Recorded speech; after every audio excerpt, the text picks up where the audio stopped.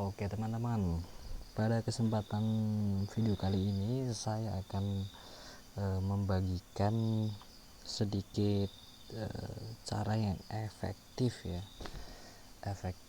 untuk mengamankan perangkat router kita. Jadi ini berguna bagi para pemula-pemula seperti saya, dan saya juga pernah mengalami ya, mikrotik saya itu ya, ini curhat sedikit.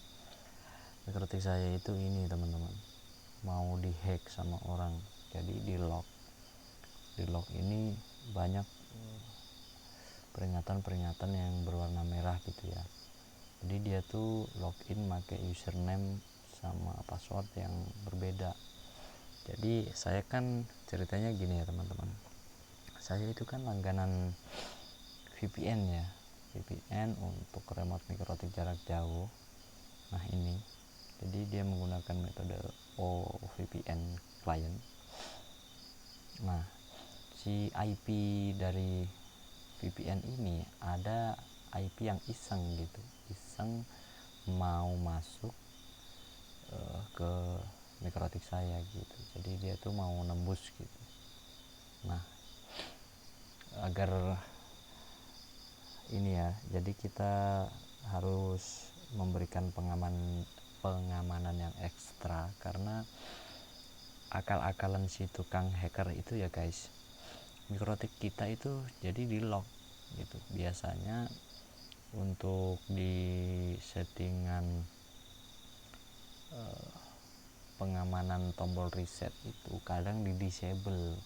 Jadi ketika kita mau net install maupun kita mau reset secara manual itu nggak bisa, karena tombol resetnya itu udah di disable sama si hackernya itu. Mau nggak mau kita harus menghubungi hackernya dan kita harus membayarnya untuk mendapatkan username dan juga password yang sudah dirubah oleh si pihak yang kurang bertanggung jawab itu, yang sudah terjadi di lapangan sih seperti itu ya setahu saya. Jadi mereka itu menggunakan sistem, kemudian identity ini. Nah identitasnya ini diganti sama, kalau nggak salah tuh akun sosmednya yang hacker ya. Jadi mereka itu mencantumkan nama, kadang ada yang mencantumkan nama, ada yang mencantumkan nomor WA, ada yang mencantumkan username Telegram gitu ya, untuk menghubungi mereka supaya kita bisa mendapatkan username sama password mikrotik kita yang sudah dirubah sama mereka yang kurang bertanggung jawab itu. Nah, di sini saya akan memberikan cara untuk pengamanan yang lebih ekstra gitu ya. Jadi untuk basic aja sih sebenarnya. Jadi kita masuk di sistem, kemudian di user. Nah untuk yang username default, sistem default user ini biasanya kan ada admin tuh, admin terus passwordnya itu kan kosong kalau defaultnya mikrotik ya. Nah ini kita disable aja, atau kalau enggak kita hapus aja. Nah kita hapus aja deh. Nah jadi kita buat baru, nama ini sebagai username, kemudian grupnya kita kasih full ya. Jadi kita mau misalnya mau edit, mau setting itu kita bebas. Jadi jadi kita itu bisa ini ya, bisa edit gitu. Nah ketika kita mau ada temen nih, misalnya sama-sama pengguna jaringan atau sama-sama ngerti jaringan lah. Nah usahakan kita jangan memberikan nama dan juga password yang grupnya itu full. Jadi kita buat aja nih nama misalnya siapa gitu, tamu gitu kan, passwordnya juga tamu. Nah grupnya ini kita kasih read aja. Jadi si temen kita itu bakalan cuman bisa ngebaca aja. Jadi ketika mau ngedit ataupun mau menyalahi settingan mikrotik kita, jadi mereka itu tidak bisa, karena mereka cuma bisa lihat-lihat aja di settingan maupun di apapun itu. Nah, itu sih saran saya ya. Nah, yang kedua, identitasnya juga ini diganti, sistem kemudian identity. Nah, ini diganti dari yang semula apa gitu kan, biasanya kan mikrotik kalau identitasnya itu ya. Jadi kita ganti sesuai dengan keinginan kita gitu. Dan juga password, sistem kemudian password. Nah, password ini kalau bisa kita menggunakan perpaduan antara huruf besar dan huruf kecil, kemudian kombinasi dengan angka ataupun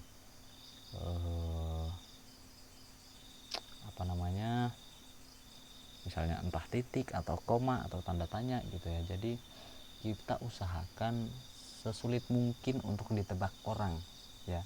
Jangan kita menggunakan voucher yang sesulit mungkin untuk kita ingat, jangan. Karena apa? Karena itu akan mempersulit kita sendiri.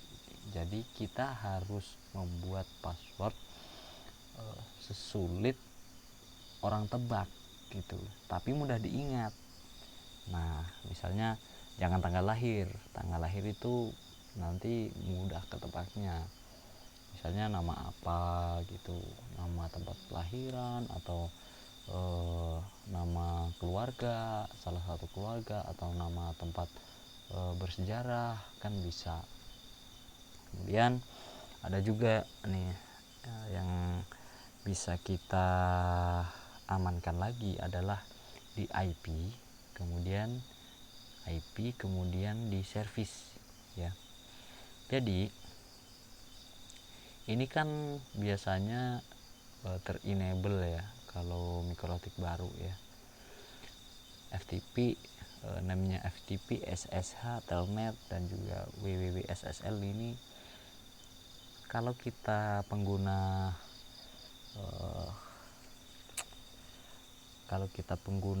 ini awam ya, masih newbie lah bahasanya tuh, kita tidak mungkin deh kayaknya menggunakan FTP, SSH, Telnet gitu ya.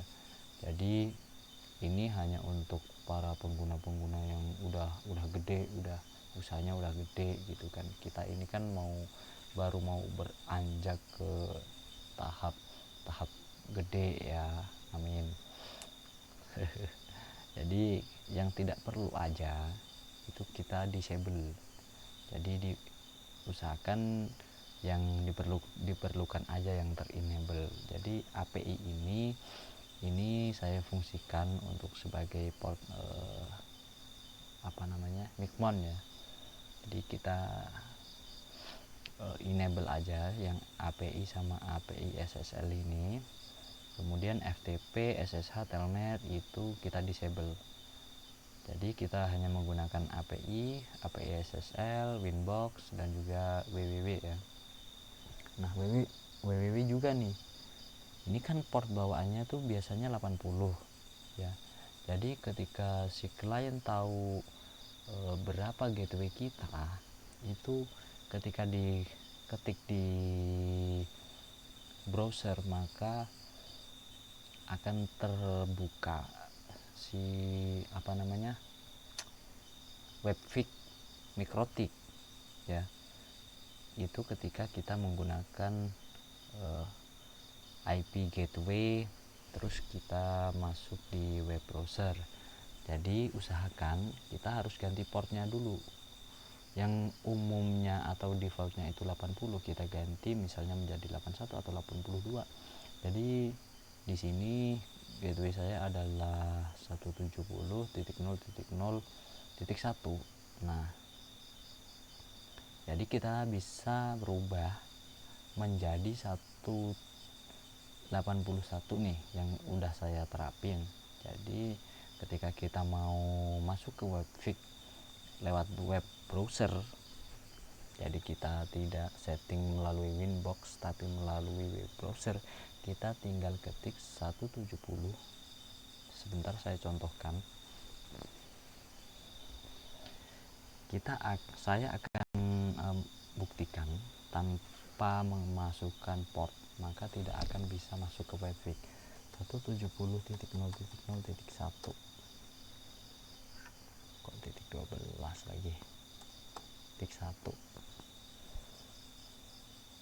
tuh nggak bisa. Ini padahal gateway saya ya, jadi kita harus memasukkan dulu portnya 81.2 ya, titik 281 tuh masuk kan. Jadi kita sudah masuk ke WebVic-nya seperti itu teman-teman. Kita login, masuk kita. Oke,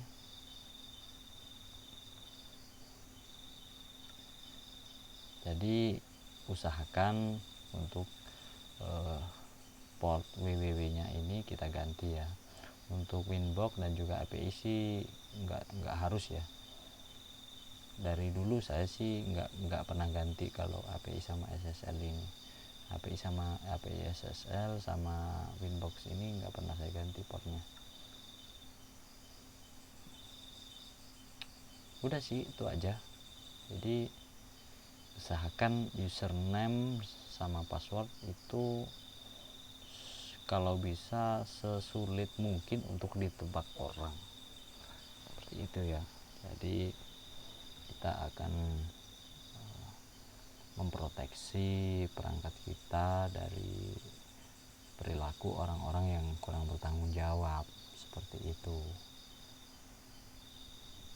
Oke, sekian petunjuk dari saya, sekian juga tutorial dari saya untuk video kali ini. Semoga dapat membantu teman-teman sekalian.